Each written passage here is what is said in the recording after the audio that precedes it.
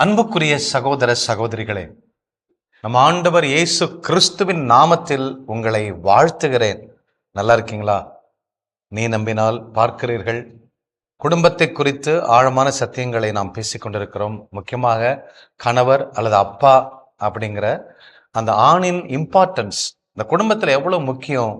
அப்பா ஒருத்தர் சரியில்லைன்னா அந்த குடும்பத்தில் பாவம் ஆட்டோமேட்டிக்காக வருகிறது என்று நாம் தியானித்து கொண்டிருக்கிறோம்.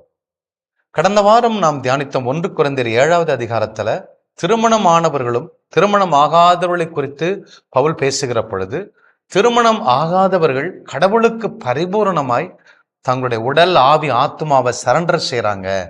அன்டிவைடட் ஹார்ட் கடவுளுக்கு கொடுக்கறாங்க. சிதறாத முழுமையான கான்சன்ட்ரேஷன், முழுமையாய் கடவுளுக்கு அர்ப்பணிக்க முடிகிறது அர்ப்பண வாழ்வில் இருக்கக்கூடியவர்கள் என்று நாம் தியானித்தோம். அதே இன்றைக்கு இந்த அர்ப்பண வாழ்க்கை குறித்து தான் நான் உங்களோட பேச போகிறேன். இது மிக முக்கியமான ஒரு சப்ஜெக்ட். உலகெங்கும் செல்ல வேண்டிய ஒரு செய்தி, குடும்பஸ்தருடைய பொறுப்பு என்பதைத்தான் நான் சொல்ல போகிறேன். அன்புக்குரிய சகோதர சகோதரிகளே, கத்தோலிக்க திருச்சபை இன்றைக்கு மாண்புடன் திகழ்ந்து கொண்டிருக்கிறது என்று சொன்னால், இத்தனை 2000 ஆண்டுகள் தாண்டியும் மாண்புடன் நடக்கிறது என்று சொன்னால் இந்த குருக்களால் தான். கடவுளுடைய கிருபை தான். குருக்கள் இல்லைன்னா திருச்சபை கிடையாது. குருக்கள் இல்லைன்னா சாக்ரமெண்ட் திருவருட்சானங்கள் நிறைவேற்ற முடியாது. குருக்களுடைய கரத்தில் தான் சாதாரண அப்பம் கடவுளாய் மாறுகிறது. டிரான்ஸ்சப்ஸ்டான்சியேஷன் என்று சொல்லுகிறோம். பரிசுத்தாவின் வல்லமையினால் சாதாரண அப்பம் கடவுளுடைய திருவுடல் திருத்தமாய் மாறுகிறது. இந்த குருக்கள் இல்லைன்னா பேப்டிசம் கிடைக்காது. குருக்கள் இல்லைன்னா எந்த திருவருட் சாதனமும் நடத்த முடியாது. அப்போ திருச்சபை என்பது இயங்கிக் கொண்டிருக்கிறது என்று சொன்னால், குருக்கள் பிரீஸ்ட் என்கிற அம்பாசடர்ஸ், அவருடைய அத்தாரிட்டேட்டிவ்ஸ், கடவுளால் நியமிக்கப்பட்ட திருத்துவதர்கள், இவர்களால் தான் இந்த திருச்சபை இயங்கிக் கொண்டிருக்கிறது. அப்போ கடவுள் முதல் பாப்பரசராக பேதுருவை நியமித்தார். அவருடைய டிசைபிள்ஸ் கொடுத்தாரு. இப்ப திருச்சபைக்குள்ள அந்த அதிகாரம் இருந்து கொண்டிருக்கிறது. அதனால்தான் யுனிவர்சல் சர்ச் என்று சொல்லுகிறோம். கத்தோலிக்க திருச்சபை, அகில உலக திருச்சபை என்று சொல்லுகிறோம். இது ஆண்டவர் இயேசு கிறிஸ்துவால் நிறுவப்பட்டு அற்புதமாக இயங்கிக் கொண்டிருக்கிறது. தொடக்க காலத்தில் 5ஆம் 6ஆம் நூற்றாண்டு வரை திருமணமான குருக்கள் இருந்தார்கள், ஆயர்கள் இருந்தார்கள். இப்பொழுதும் ஒரு சில சபையில இருக்கிறாங்க. ஆனால் அவர்களால் இந்த திருவருட்சானங்களை நிறைவேற்ற முடியாது. பல குளறுபடிகள் இருந்ததால் திருமணம் ஆகாதவர்கள் தான் இந்த திருவருட்சானங்களை நிறைவேற்ற வேண்டும் என்கிற சட்டத்தை கொண்டு வந்தார்கள். அன்புக்குரிய சகோதர சகோதரிகளே, நீங்களே பாருங்க, உங்க பங்குல ஒரு குரு இல்லைன்னு சொன்னா அந்த பங்கு எந்த நிலைமைக்கு ஆளாகும் என்பது உங்களுக்கு தெரியும். குருவானவருடைய இம்பார்ட்டன்ஸ், ஒரு குழந்தை பிறந்திலிருந்து சாகிற வர அந்த வெள்ளை அங்கி நம்மளோட கூட வருகிறது. அந்த தியாகம் செய்த அந்த குருவானவர் நம்மோட கூட வருகிறார். குருவானவர் மட்டுமல்ல, கான்சக்ரேஷன் என்று சொல்லுகிறோமே, பெண்கள் அருட்சகோதரிகளாக வாழ்றாங்களே, திருமணம் செய்யாம, கணவன் வேண்டாம், பிள்ளைங்க வேண்டாம், தனக்குன்னு எந்த ஒரு ஐடென்டிட்டியும் வேண்டாம், நான் கடவுளுக்காக எல்லாவற்றையும் இழக்கிறேன் என்று சொல்லி அநேக வாலிப பிள்ளைங்க, பெண் பிள்ளைங்க நாவிசஸ் வராங்க, நவக்கண்ணீர்களா வராங்க. சில பேர் போயிடுறாங்க, சில பேர் இருந்து கடவுளுக்காக கடைசி வர ஊழியம் செய்யறாங்களே, எல்லாவற்றையும் கட்டுப்படுத்தி எவ்வளவு அற்புதமான ஒரு அழைத்தல் என்பதை நாம் புரிந்து கொள்ள வேண்டும். அதே போலதான் குருக்களும் தனக்கு ஒரு மனைவி வேண்டாம், குடும்பம் வேண்டாம்னு சொல்லி எல்லாவற்றையும் விட்டு கடவுளுக்காக தாம் முழுசா அன்டிவைடட் ஹார்ட் கொடுக்கணும், என் கடவுளுக்கு முழுசா நான் ஊழியம் செய்யணும்னு சொல்லி தங்க வாழ்க்கையெல்லாம் தியாகம் செய்துவிட்டு இந்த குருத்துவத்தை ஏற்றுக்கொள்றாங்கல்ல, அதை அக்செப்ட் பண்றதுக்கு தனி தைரியம் வேணுங்க. அன்புக்குரிய சகோதர சகோதரிகளே, இன்றைக்கு இந்த குருத்துவத்தை குறித்தோ தேவழைத்தலை குறித்தோ இன்ட்ரெஸ்ட் ரொம்ப குறைஞ்சிட்டு இருப்பாருங்க. ஒரு ஃபாதர் சொன்னார், சென்னை மறைமாவட்டத்தில் ஒரு ஃபாதர் சொன்னார், 7 வருஷத்துக்கு முன்னாடி. அவரை ஒரு இளம் குரு மடத்தில் நான் சந்தித்தேன். அவர் சொன்னார், இன்னும் 2025-30 எல்லாம் குருக்களே இருக்க மாட்டாங்க, அந்த அளவுக்கு தேவழைத்தல் குறைந்து கொண்டே போயிருக்கிறது என்று சொன்னார். அது உண்மைத்தான், குறைந்து கொண்டு தான் இருக்கிறது. இது ஒரு சக்கரம் போல மாறும். ஆண்டவர் எல்லாம் மாற்றி அமைப்பார். குருக்களை அநேக குருக்கள் வரக்கூடிய நாட்கள் வரத்தான் போகிறது. எனக்கு கடவுள் உணர்த்தின ஒரு வெளிப்பாடு. அன்புக்குரிய சகோதர சகோதரிகளே, ஏனென்றால் குருக்கள் அவ்வளோ பெரிய முக்கியமான ஒரு அந்தஸ்தை வகிக்கின்றார்கள். அருட்சகோதரிகள் அப்பேற்பட்ட அந்தஸ்தை வகிக்கின்றார்கள். இந்த தமிழ்நாட்டிலேயோ, இந்த இந்தியாவிலேயோ, உலகத்திலேயோ இந்த குருக்களையோ எடுத்துட்டு அருட்சகோதரிகள் எடுத்துட்டீங்கன்னா சோசியல் ஒர்க் என்ன நடந்திருக்கும், மதர் தெரசா செய்த பணிகள் எத்தனை. இப்படி ஒவ்வொரு congregation sisters, diocesan fathers, sisters, இவங்கெல்லாம் செய்கிற பணிகள் அளவிட முடியாதது. இதை நம்ம நல்லா புரிஞ்சுக்கணும். கத்தோலிக்க திருச்சபையில் இருக்கிற அன்பு சகோதர சகோதரிகளே, இன்றைக்கு தேவழித்தில் குறைந்து போவதற்கு குடும்பம் தான் காரணங்கிறத நான் சொல்ல வரேன். நமக்கு அந்த இன்ட்ரெஸ்ட் போச்சு. இன்னைக்கு ஒரு குழந்தைய பிறத்துக்கிறோம், அந்த ஒரு குழந்தை ஒரு நல்ல ஒரு டாக்டரா மாறணும், இன்ஜினியரா மாறணுங்கிறமே தவிர நம்ம வீட்டுல ஒரு தேவழித்தல் இருக்க வேண்டும். 3 குழந்தைகள் இருந்தால் ஒரு தேவழித்தலுக்கு ஒரு குழந்தை கண்டிப்பா கொடுக்க வேண்டியது நம்முடைய கடமை. 10ல் 1 பங்கு நீ கொடுத்தால் வானத்தின் பலகனை திறந்து நான் ஆசீர்வதிக்க மாட்டேனா என்கிற வசனத்தை பணத்துக்கும் பொருளுக்கும் ப்ராப்பர்ட்டிக்கும் தான் நம்ம கணக்கு பண்றோமே தவிர, நம்ம குடும்பத்தில் 3 பிள்ளைங்க இருந்துச்சுன்னா அதுல ஒரு பிள்ளை கொடுக்கணும், 4 பிள்ளைகள் இருந்தா ஒரு பிள்ளை கொடுக்கணும், அல்லது ஒரு பிள்ளையே இருந்தாலும் அது கொடுக்கறதுக்கு முன் வரலாம். கம்பல்ஷன் கிடையாது, யாரும் அடித்து உதைத்து கேட்பதில்லை. இது எல்லாம் நாம கடவுளுக்கு செய்யக்கூடிய மிகப்பெரிய தியாகம். நாம தான் திருமணம் ஆகாம இல்ல, குருவா இல்ல. அப்படிங்கும் பொழுது நாம குருக்களை உருவாக்குகிற ஒரு செமினரி பாருங்க குடும்பங்கள். அன்புக்குரிய சகோதர சகோதரிகளே, ஜான் கிறிஸ்தோஸ்தம் இப்படி சொல்லுகிறார். திருமணத்தை குறித்தும் இந்த தேவழித்தலை குறித்தும் ரொம்ப அழகாக அவரு இன்டர்லிங்க் பண்றாரு. என்ன சொல்றாருன்னா, ஒரு திருமணத்தை செய்ய தொடங்குகிற பொழுது ஒரு ஆணும் பெண்ணும் திருமணம் செய்ய முன் வராங்க அப்படின்னா, at the beginning marriage is Cornell அப்படிங்கிறார். கார்னல் என்றால் பொண்ணு அழகா இருக்கணும், சிவப்பா இருக்கணும், மாப்பிள்ளை அழகா இருக்கணும், சிவப்பா இருக்கணும், நல்ல சம்பளம் இருக்கணும், நல்ல அந்தஸ்தா இருக்கணும். இப்படிதான் இதான் கார்னல். உலக பிரியமா சிந்திக்கிறோம், உடல் சார்ந்ததை குறித்து நாம் தியானிக்கிறோம். எனக்கு அவர் ஏற்றவரா இருப்பாரா, உயரம் கரெக்டா இருக்கா, உடம்பு கரெக்டா இருக்கா, இப்படிதான் பாக்குறோம். ஆனால் திருமணம் என்பது போக போக அவர் என்ன சொல்றாரு, at the beginning marriage is carnal, ஆனால் at the end marriage is love and unity அப்படிங்கிறாரு. போக போக 2 குழந்தைங்க பிறக்க, அவங்க வளர்க்க, கோயிலுக்கு போக, கடவுளோடு ஒன்றித்து வாழ வாழ அங்க பரிசுத்தமான அன்பு வருகிறது, அவங்களுக்குள்ள ஒற்றுமை இருக்கிறது, மன்னிப்பு இருக்கிறது, அந்த குடும்பத்துல புனிதர்கள் உருவாறாங்க அப்படிங்கிறார். அன்புக்குரிய சகோதர சகோதரிகளே, அப்போ இந்த ஒவ்வொரு குடும்பத்துல கார்னலா அல்லது உடல் ஆசைகளை குறித்து கண்ணுக்கு எது பிடிக்குதோ அதை வைத்து ஆரம்பிக்கிற குடும்பம் அவங்க ஆவிக்குரிய நிலையில் வளர வேண்டும், விவிலியம் வாசிக்க வேண்டும், கடவுள்கிட்ட போகணும், ஜெபிக்கணும், அவங்க ஆராதிக்கணும் என்று சொல்லி ஜான் கிறிஸ்தோஸ்தம் சொல்றார். அன்புக்குரிய சகோதர சகோதரிகளே, அப்போ இன்றைக்கு தேவழித்தல் குறைவதற்கு காரணம் என்ன? இந்த புனிதர் சொல்றதுன்னு பார்த்தோம்னு சொன்னா, நம்ம குடும்பத்துல அந்த புனித வாழ்க்கை இல்லை. நம்ம பிள்ளைங்க யாருமே சாமியார் ஆக மாட்டேங்கிறாங்க, சிஸ்டர் ஆக மாட்டேங்கிறாங்க. காரணம் என்ன? நம்ம குடும்பத்துல ஜெபம் இல்லை, கடவுளை பற்றிய வெளிப்பாடு இல்லை, கடவுளுக்கு தியாகம் பண்ணுங்கிற உணர்வு இல்லை. அது குறைஞ்சிக்கிட்டே வருது. மறை மாவட்டத்தின் பிரச்சனை அல்ல, ஆயருடைய குறை அல்ல, குருக்களுடைய குறை அல்ல. இது குடும்பஸ்தர்கள் செய்ய வேண்டிய ஒரு காரியம். குரு என்பது என்னுடைய பொறுப்பு, என்னுடைய பங்கு. அருட்சகோதரி என்பது என் குடும்பத்தில் இருக்கக்கூடிய ஒரு பிள்ளை, என் குடும்பத்தின் பொறுப்பு. கத்தோலிக்க திருச்சபை மேம்படுத்துவது என்னுடைய பொறுப்பு என்று சொல்லி ஒவ்வொரு குடும்பஸ்தர்களும், ஒவ்வொரு ஆணும் பெண்ணும் திருமணம் செய்வதற்கு முன்பதாக அவங்க மனசுல கண்டிப்பாக நான் 3 பிள்ளை பெற்றுக்குப்பாயா, ஒரு பிள்ளையோட நிறுத்த மாட்டேயா, ஒரு பிள்ளை கடவுளுக்கு கொடுப்பேன் என்று சொல்லி அப்பேற்பட்ட வைராக்கத்தோட திருமணத்துக்கு வந்தால் அந்த குடும்பத்தை தேவழித்தல் இல்லாமல் இருக்காது. அன்புக்குரிய சகோதர சகோதரிகளே, ஒரு குழந்தையோட நிறுத்தாதீங்க, குழந்தை பாரமா நினைக்காதீங்க. ஒவ்வொரு குழந்தை பிறப்பதும் ஒரு மறுபிறப்பின் அனுபவம், புதிய படைப்பாய் மாறுறீங்க. எத்தனை குழந்தைகளை நீங்க பெற்றுக்கொள்றீங்களோ அந்த அளவுக்கு நீங்க புனித வாழ்க்கை வாழ்றீங்க, கடவுளுக்காக உங்களை அர்ப்பணிக்கிறீங்க. தயவு செய்து தள்ளிப்படாதீங்க, அந்த குழந்தை தடை செய்யாதீங்க.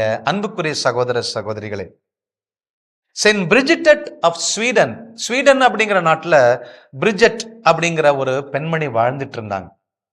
அவர்களுக்கு ஒரு அருமையான ஒரு கணவன். இவங்க ரொம்ப ஒரு நேர்மையான ஒரு பெண்.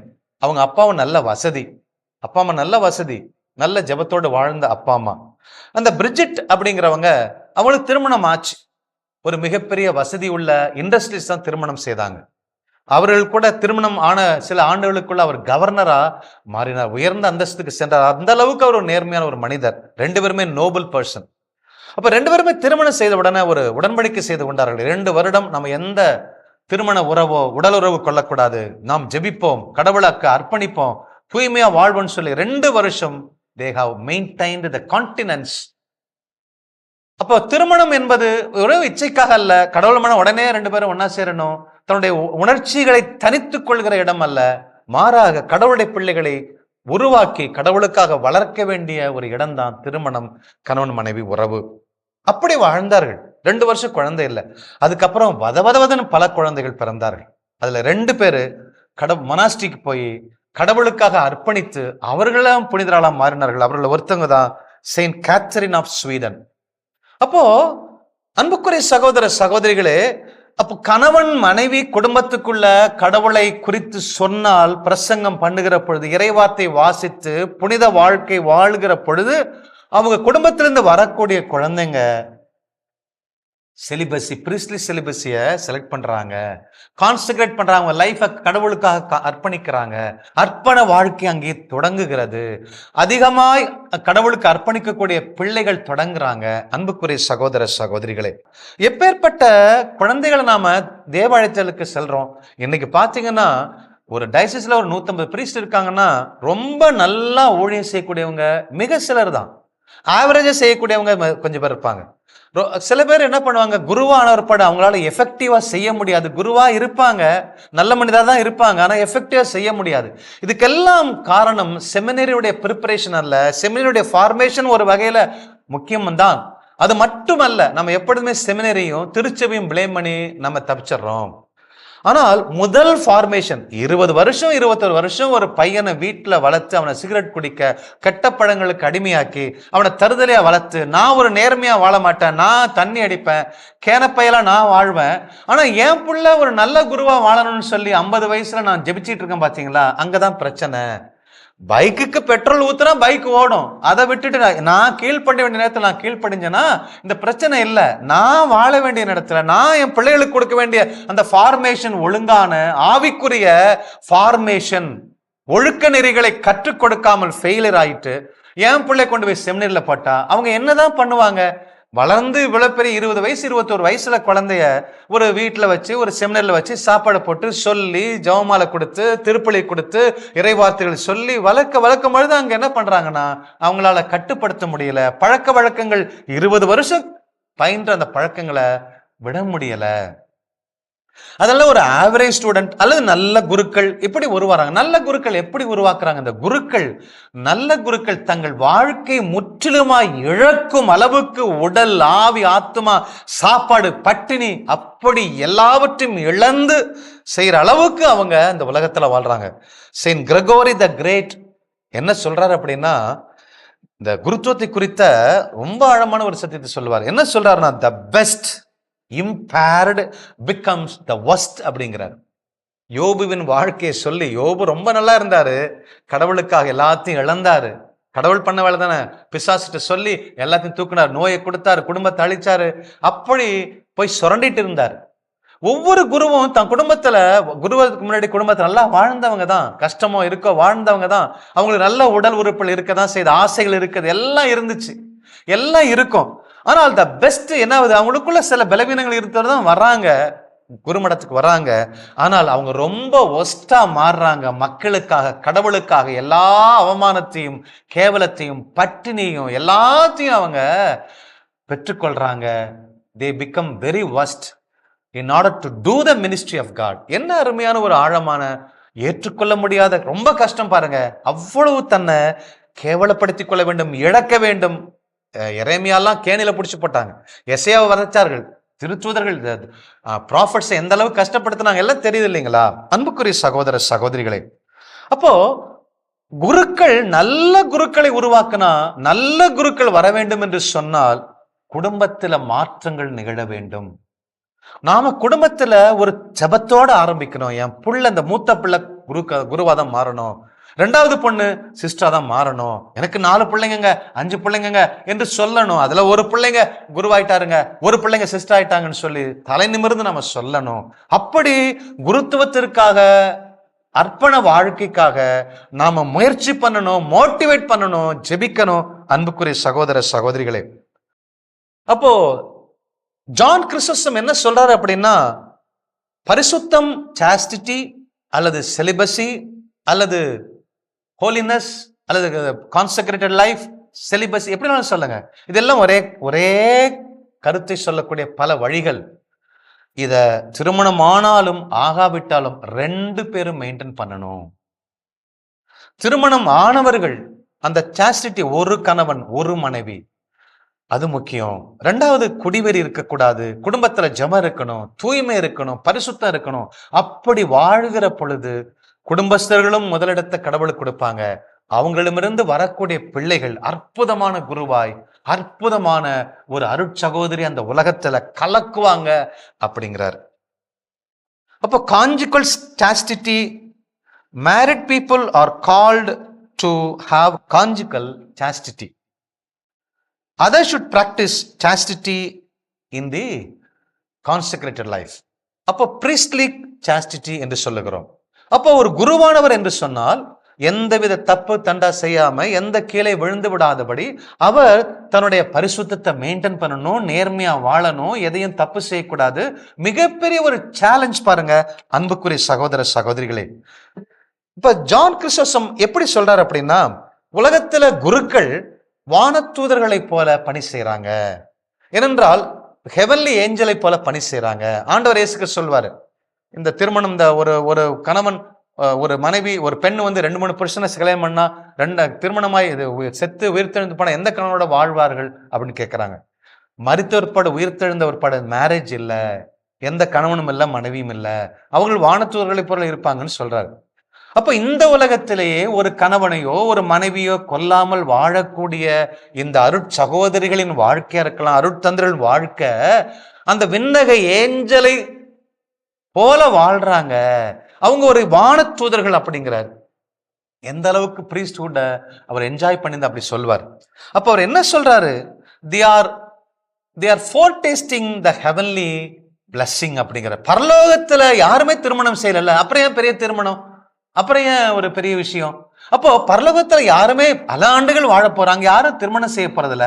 அந்த பரலோகத்தினுடைய முன்ருசிய இந்த உலகத்துல அனுபவிக்கக்கூடிய கிங்ஸ், ராஜாக்கள் தான் அருட்சந்திரர்கள் அப்படியே என்று சொல்லுகிறார். அன்புக்குரிய சகோதர சகோதரிகளே, அப்போ குரு என்பவர் பரலோகத்தை முன்ருசி பார்க்கிறவர்கள்.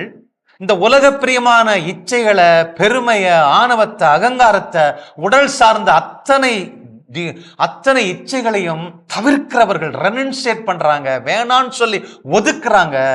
அப்போ அது சாதாரண விஷயம் அல்ல. ஒரு குருத்துவம் அப்படிங்கிறது கொடையா இருந்தாலும், தேவாலயத்துல இருந்தாலும், என்னுடைய உணர்ச்சிகளை, உலக பிரியமான காரியங்களை, திருமணம் வேணான்னு சொல்லி முடிவெடுக்கணுமே, என் உடல்ல அந்த உணர்வு இல்லாட்டினா பரவாயில்ல, என் உடல்ல இருக்கிற பொழுது அதை கட்டுப்படுத்தணுமே. அதான் இந்த வேர்ல்ட்லி டிரைவ்ஸ், வேர்ல்ட்லி த்ரஸ்ட் என்று சொல்லுகிறார் அவர். அப்போ அதை வேண்டான்னு சொல்றதுக்கு கொடை அல்ல, அது நானா பிராக்டிஸ் பண்ணணும். கண்ணால தீமையை பார்க்க கூடாது, வாயால கெட்டதை பேசக்கூடாது, காதால கெட்டதை கேட்க கூடாது. என் உடல் உறுப்புகளை கட்டுப்பாட்டுகள் கொண்டு வந்து அடக்கி அந்த கடவுளுக்காக ஒப்பு கொடுக்கிற அந்த தியாகம் நிறைந்த வாழ்க்கை தான் இந்த குருத்துவ வாழ்க்கை அப்படிங்கிறார். எவ்வளவு அருமையான ஒரு அழைத்தல், கடவுளுக்காக அத்தனையும் கொடுக்கக்கூடிய ஒரு அழைத்தல். அன்புக்குரிய சகோதர சகோதரிகளே, ஏன் தேவ அழைத்தல் இல்லை என்பதை குறித்து ஒன்னே ஒன்று மட்டும் சொல்லி இந்த நாள்ல நாம் நிறைவு செய்வோம். ஏன் தேவ அழைத்தல் இல்லை என்றால், இன்றைக்கு உலகத்தில் இருக்கிற அத்தனை ஆண்களும் பெண்களும் they embrace the marriage because of they do not know how to control their desire. என்னுடைய எண்ணத்தை, என்னுடைய உணர்வுகளை, என்னுடைய இதை கட்டுப்படுத்த முடியாது, குருவா போயிட்டா தேவழத்தில் பட்ட கட்டுப்படுத்த முடியாதுன்னு சொல்லி அத்தனை பேரும் திருமணத்தை தேர்வு செய்வதனால்தான் தேவழைத்தல் இல்லை. அன்புக்குரிய சகோதர சகோதரிகளே, அது ஒரு கடினமான அழைத்தல் என்பதை புரிந்து கொள்ள வேண்டும். முதலாவது, அது ஒரு தூய்மையான அழைத்தல் என்பதை புரிந்து கொள்ள வேண்டும். தேவ அழைத்தல், குருக்கள், அருட்சகோதரர்கள் இல்லைன்னா அந்த உலகத்துல திருச்சபை இருக்க முடியாது, மக்கள் வாழவும் முடியாது. ஆகவே அப்பேற்பட்ட இந்த புனிதமான அழைத்தலுக்கு எப்பேற்பட்ட ஒத்துழைப்பை நாம் கொடுக்கிறோம். குடும்பஸ்தர்கள் வாழுகிற பொழுது, திருமணம் நிறைவு செய்கிற பொழுதே, நிச்சயதார்த்தம் பொழுதே நம்ம மனசுக்குள்ள ஒரு எண்ணம் வர வேண்டும், எங்க பிள்ளைகள்ல ஒருத்தன் குருவாக மாறுவார் என்கிற உணர்வு நமக்குள் வர வேண்டும். God plus. கிறிஸ்து இயேசுவில் அன்புக்குரியவர்களே, இந்த நாளின் செய்தி மிக மிக மிக முக்கியமான ஒரு செய்தி. நம்முடைய திருச்சபை, நம்முடைய தலைமுறை, நம்முடைய சந்ததி அது வாழ வேண்டும் என்று சொன்னால், இந்த நாளில் இதோ பார்த்து கொண்டிருக்கிற நாம் ஒவ்வொருவரும் ஒரு தீர்மானம் எடுக்கணும். இதை பிறருக்கு சொல்லணும். அநேகருக்கு இதை நீங்கள் பகிர்ந்து கொள்ள வேண்டும். என்னுடைய குடும்பத்தில் தேவ அழைத்தல் நிறைவேற நான் முழு மனதோடு ஒப்பு கொடுக்கிறேன் என்று சொல்லி நீங்க ஒரு ஆம், ஆமேன் என்று சொல்ல வேண்டும். அதற்கான சூழ்நிலையை நீங்கள் உருவாக்கி கொடுக்க வேண்டும். நீங்கள் அமர்ந்திருக்கிறவர்கள் பெற்றோர்களா இருக்கலாம், பாட்டி தாத்தாவா இருக்கலாம், அல்லது வாலிப பிள்ளைகளா இருக்கலாம். என்னால ஒரு நல்ல குருவா மாற முடியுமா, என்னால் நிலைத்திருக்க முடியுமா, ஒரு அருட்கண்ணீரா மாற முடியுமா என்று சொல்லி கேள்வி நிலையில் இருக்கிறவர்களாக இருக்கலாம். கவலைப்படாதீங்க, அழைத்தவர் உண்மையுள்ளவர், உங்களை இறுதி வரைக்கும் நடத்தி செல்வார். அவர் யாரையும் சும்மா அழைக்கிறது இல்ல, அதற்கு தேவையான ஆற்றலையும் கிருபை வரங்கள் அத்தனையும் கொடுத்துதான் அவர் அழைக்கின்றார். நிச்சயமா அவர் இறுதி வரை நடத்தி செல்வார். கவலைப்படாதீங்க. நீங்க பெற்றோர்களா, ஐயோ என்னோட சொத்துக்கு யாரு பாதுகாப்பு, எனக்கு யாரு என் சந்ததி பேரை சொல்ல போறது, அதெல்லாம் நினைக்காதீங்க. ஆண்டவருடைய பணி மேன்மையானது. இன்னைக்கு அது மிக தேவையா இருக்கிறது. இதோ பல 100 ஆண்டுகளுக்கு முன்பாக ஒரு தம்பதி இருந்தாங்க, ஒரு ஆணும் பெண்ணும் இருந்தார்கள். லூயிஸ் மார்ட்டின் அவர் ஒரு குருவாக வேண்டும் என்று சொல்லி நினைத்தார். போனாங்க. ஆனா அங்க இருந்தவங்க சொன்னாங்க, இல்ல உங்களுக்கு அழைத்தல்ல, நீங்க போயிடுங்க, உங்களுக்கு லத்தீன்லாம் வரல, படிக்கல, போயிடுங்க. நாங்க இன்னொரு மேரி ஜீலி என்கிற ஒரு பெண் இருந்தாள், வாலிப பெண். அவர்களும் அப்படிதான் ஒரு நல்ல சேவை செய்யணும், அதனால அருட்கண்ணீரா மாறணும்னு விரும்பினாங்க. ஆனா அங்க தலைமை சகோதரி சொன்னாங்க, இல்லம்மா உனக்கு அழைத்தல்ல, நீ போயிடு அப்படின்னு சொன்னாங்க. அந்த 2 பேருக்கும் கல்யாணம் பண்ணி வச்சாங்க. 2 பேருக்குள்ளும் ஒரு நெருப்பு பற்றி கொண்டு எரிந்து கொண்டிருந்தது, கடவுளுக்காக ஏதாவது செய்ய வேண்டுமே என்று சொல்லி அவர்களை கல்யாணம் பண்ணி வச்சாங்க. ஆனா அவர்கள் ஒரு தீர்மானம் எடுத்தார்கள், பெர்பெச்சுவல் கான்டினன்ஸ், அதாவது நாங்க நிச்சயமா கணவன் மனைவியா சேர்ந்து வாழ மாட்டோம், நாங்க இப்படியே வாழ்ந்துருவோம், அப்படி பிள்ளைகளை பெற்றுக்கொள்ள மாட்டோம் என்று சொல்லிட்டு. ஆனால் ஒரு கன்ஃபெசர் அவர்களுக்கு ஆலோசனை கொடுத்தார், இல்ல உங்களுக்கு திருமணம் ஆனதன் காரணம் நீங்க பிள்ளைகளை பெற்றெடுக்க வேண்டும், அந்த பிள்ளைகளை கடவுளுக்காக நீங்க வளர்க்க வேண்டும், அதற்காக அந்த திருமணம் என்று சொன்னார்கள். அதன்படி அவர்கள் பிள்ளைகளை பெற்றார்கள். 9 குழந்தைகள். அதுல 4 குழந்தைகள் குழந்தை பருவத்துல இறந்து விட்டது. மிச்சம் 5 பிள்ளைங்க, 5 பெண் பிள்ளைகள். 5 பெண் பிள்ளைகளும் அவர்கள் அருட்கண்ணியர்கள். அதுல ஒருத்தங்க தான் நம்முடைய அன்புக்குரிய, நம்ம அற்புதமா நாம் நேசிக்கிறோமே, குழந்தை தெரசம்மா, செயின்ட் தெரேசா ஆஃப் லிசியக்ஸ் என்று சொல்கிறோம் இல்லையா, அவர்கள். சிறு மலர் என்று சொல்லும், சிறு புஷ்பம் என்று சொல்கிறோம். அந்த சகோதரி பிறந்த அந்த குடும்பம். அப்ப அந்த பெற்றோர்களுக்குள்ள இருந்த நெருப்பு, அந்த ஒரு ஜெபம், அந்த கடவுளுக்காக வாழ வேண்டும் என்கிற அர்ப்பண உணர்வு, அவர்கள் வாழ்ந்தது ஒரு குடும்ப வாழ்க்கை, ஆனா அவர்களுக்குள் இருந்தது ஒரு கான்செக்ரேட்டட் லைஃப். கடவுளுக்காக வாழ வேண்டும் என்கிற ஜீல். அந்த இருந்த அந்த 5 பிள்ளைகளும் இவங்க போய் யாரையும் புஷ் பண்ணல, அந்த அம்மா சீக்கிரமே இறந்துட்டாங்க. ஆனா 5 பிள்ளைகளும் தானாய் ஒவ்வொருத்தரா மேரி, செலின், பவுலின், லியோனி, தெரஸ் என்ற 5 பேரும் அவர்கள் சகோதரிகளாக, அருட்சகோதரிகளாக மாறினாங்க, புனிதர்களாக மாறினாங்க.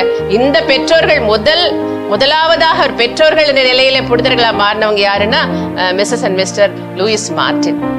என்ன ஒரு குடும்பம்! ஏன் நம்ம குடும்பம் அப்படி இருக்க முடியாது? இருக்கணும். ஏனால் அப்படி ஒரு தாகம். இந்த உலகத்திற்கு ஆண்டவருடைய வெளிச்சத்தை கொண்டு போகணுமே, கடவுளை கொடுக்கணுமே, மக்கள் அழிகிறார்களே என்கிற ஒரு தாகம் உங்களுக்கு இல்லையா? அழிய மாந்தரை சந்திக்க என் பிள்ளைய நான் அனுப்பணும், என் மகளை நான் அனுப்பணுங்கிற தாகம் உங்களுக்கு இல்லையா? வாலிப சகோதரன், வாலிப சகோதரியே, எனக்கு குடும்பம் வேணாம், இதோ நான் எழுந்து செல்லுவேன், ஆண்டவரை அறியாத பிள்ளைகளுக்கு ஆண்டவரை கொடுப்பேங்கிற ஒரு தாகம் உங்களுக்கு இல்லையா? இருக்கு. அது உலக பற்றுகளினால் அமுக்கப்பட்டு கொண்டிருக்கிறது. அது நீரு பூத்த நெருப்பாக இருக்கிற இந்த நாளை எழும்பி ஜொலிங்க, எழும்பி பிரகாசிங்க. ஏதோ ஒப்புக்கொடுங்க கரங்களை விரித்து. சிறு மலராம் என்னையும் உம் அன்பால் அனைத்திரே ஆண்டவரே, இந்த நாளில் என்னை அனுப்பும் என்று சொல்லி ஒப்புக்கொடுங்க. நீங்க பெற்றோர்கள் சொல்லுங்க, என்னை அனுப்புங்க, என் பிள்ளைகளை அப்படியாக நான் ஊழியம் செய்ய அனுப்பும்படியா என்னை இந்த நாளிலே அனுப்புங்க ஆண்டவரே, உம்முடைய தூதராய் பணி செய்ய அனுப்புங்க என்று சொல்லி ஒப்புக்கொடுங்க. ஒரு வைராக்கியத்தோடு, ஒரு வாஞ்சியோடு, ஒரு ஆத்ம பாரத்தோடு வாருங்கள், பாடி ஜெபிப்போம். சுவே ஆண்டவரை நிரப்புங்க. ஒரு நெருப்பு பற்றி எரியட்டும் ஆண்டவரே, குடும்பங்களை மூடிக்கொள்ளட்டும் ஆண்டவரே.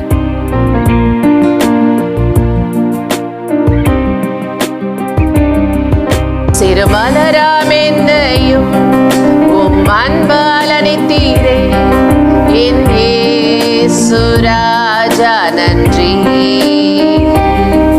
தம் சித்தம் நிறைவேற உம் ரத்தம் தந்தீரே, என் இயேசு ராஜா நன்றி. குயவன் கையில் களிமண் போல என்னை கொடுத்தே, பரிசுத்தமாய் என்னை வனையும், ஆத்ம பாரம் தந்து என்னை இன்றே அனுப்பும், உம் ஊழியம் செய்ய அனுப்பும், அனுப்பும், அனுப்பும்.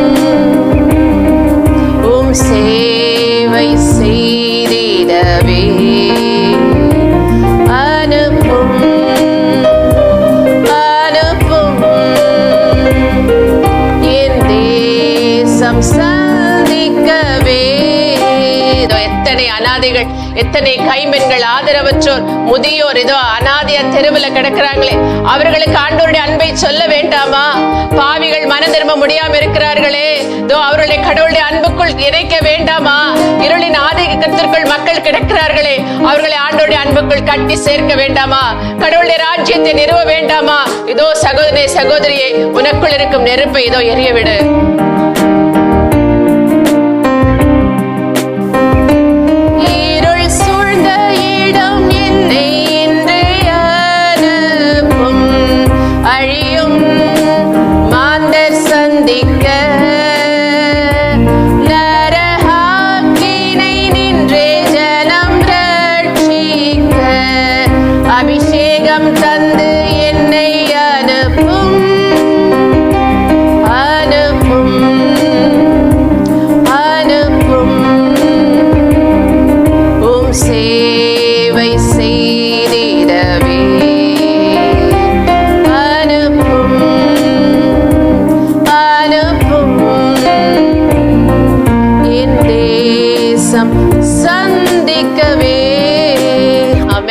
சுவாமி அப்பா, ஒவ்வொருவருக்குள்ளும் ஒரு நெருப்பு இறங்கட்டும் சுவாமி. பெற்றோர்கள், பிள்ளைகள், அப்பா, தாத்தா பாட்டிகள், இந்த குடும்பங்கள் அப்பா ஜெபத்தில் உம்முடன் இணைந்திருப்பாராக. அப்பா, உம்முடைய அழைத்தலை புரிந்து கொள்ளக்கூடிய இருதயம் அவர்கள் இருதயங்கள் மாறுவதாக. அப்பா, பயப்படாமல், கலங்காமல், திகையாமல் தங்களை உமக்கு அர்ப்பணிப்பார்களாக. அப்படியாய் ஒவ்வொருவருடைய பரிசுத்த ஆவியினால் நிரப்புவீராக. உம்முடைய அதிமிக மகிமைக்காய் இதை செய்து முடிப்பீராக.